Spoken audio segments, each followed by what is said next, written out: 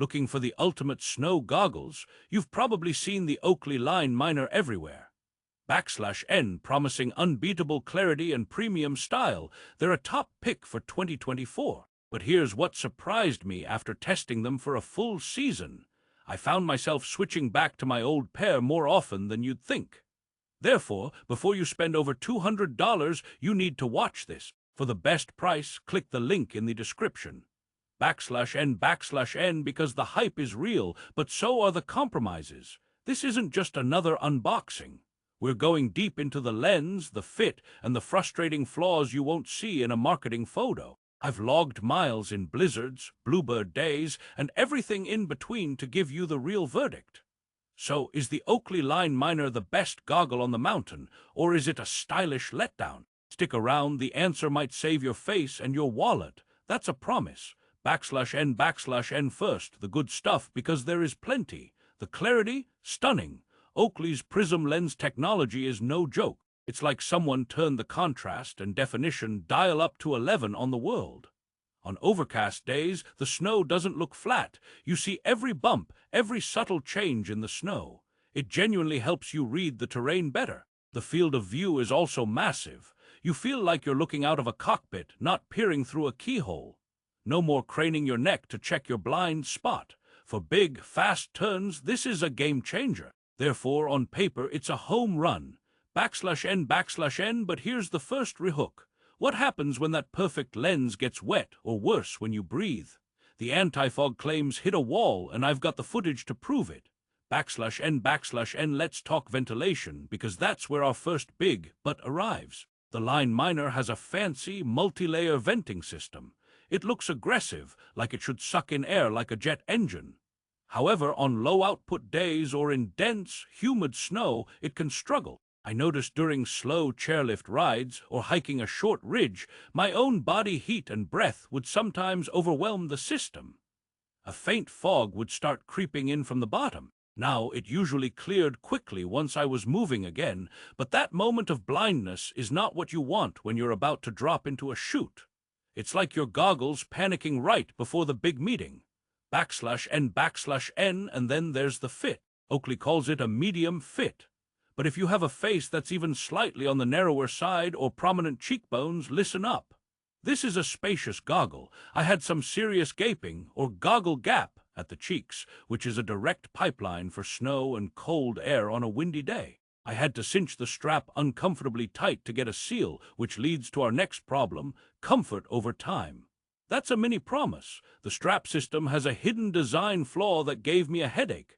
\N, therefore, we need to address the strap and frame. The strap itself is wide and comfortable, and the quick-release buckles are great.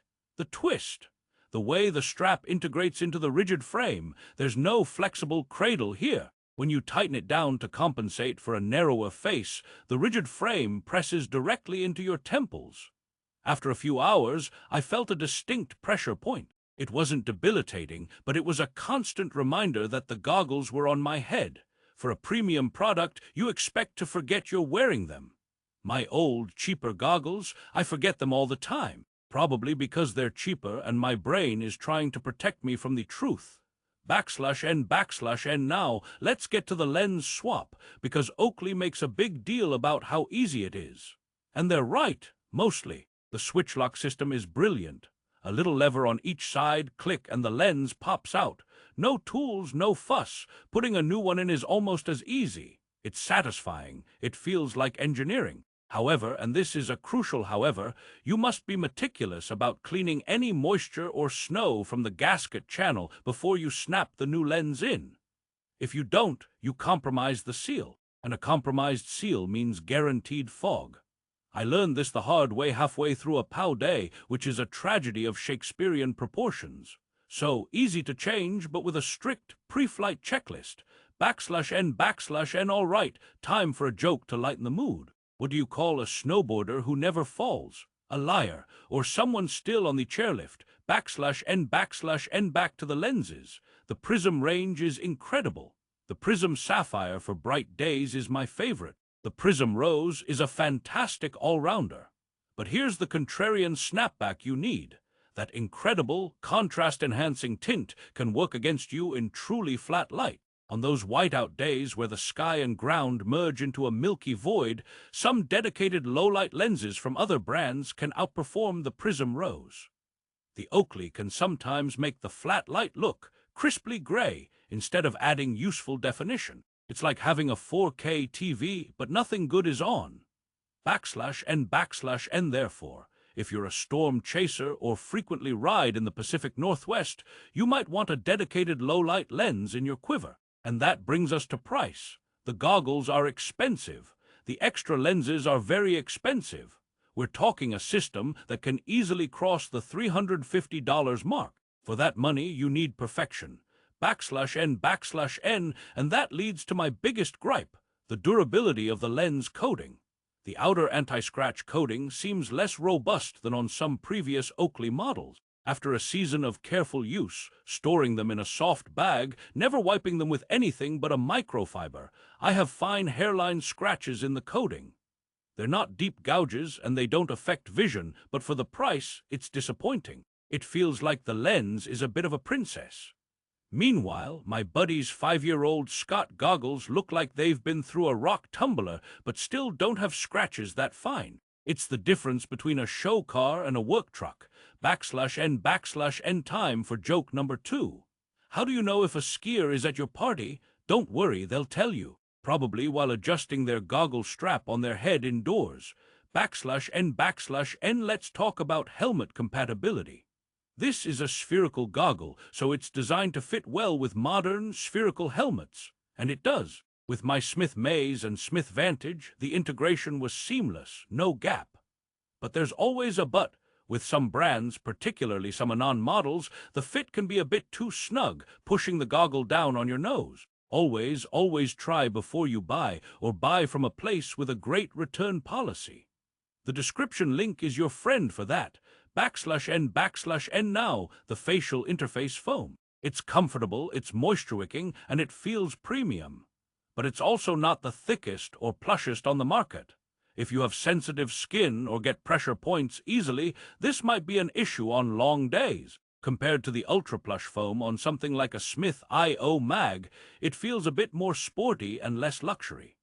It's a performance-oriented choice, but your face might have a different opinion on what performance means. /N//N here's a rehook with a question. What if the biggest flaw isn't in the goggles at all, but in who they're for? The answer changes everything. /N//N therefore, let's resolve this. Who is the Oakley Line Miner actually for? It's for the aggressive skier or rider with a medium to larger face shape, who prioritizes maximum field of view and crystal clear, high-contrast vision above all else. If you charge hard, mostly in good light, and your face fits the frame, you will absolutely love these goggles. They are a performance powerhouse. /N//N but, and this is the final big but, if you have a narrower face, ride heavily in wet or deep POW where snow might pack the vents, are extremely fog-prone, or want a set-it-and-forget-it goggle for all conditions without a lens swap, you should probably look elsewhere. The compromises on fit and ventilation are real. For you, the hype is a trap. You'll be the person constantly fiddling with them, wiping them, and wondering why you spent so much. It's like buying a Formula One car for your daily commute. Impressive, but you'll spill your coffee every time you hit a pothole. /N//N joke 3. What's the difference between a snowboard instructor and a large pizza? A large pizza can feed a family of 4. /N//N so, what are the alternatives? If fit is your main concern, the Smith I/O Mag series has a more adjustable, forgiving fit system. If fogging is your nemesis, the electric fan in the Anon M4 or MFI is a genuine game-changer for some people. And if you want incredible value with great performance, brands like Glade or Outdoor Master are doing amazing things at half the price. The Oakley isn't the only player in town, it's just the loudest. /N//N before we wrap up, let's do a rapid-fire pros and cons. Pros: unbeatable Prizm lens clarity and color. Huge, immersive field of view. Sleek premium look. Easy switch-lock lens system. Excellent helmet integration with the right helmet. Cons: fit can be too large for narrower faces, causing gaps and pressure. Ventilation can lag in high humidity, low-speed scenarios. The outer lens coating seems prone to fine hairline scratches. A very expensive ecosystem to buy into fully. And final joke. Why did the skier bring a ladder to the bar? He heard the drinks were on the house. And so, the final verdict. The Oakley Line Miner is not a bad goggle. In fact, for its target user, it's an excellent goggle. But it's a specialist, not a generalist. It makes big promises on clarity and view, and it delivers.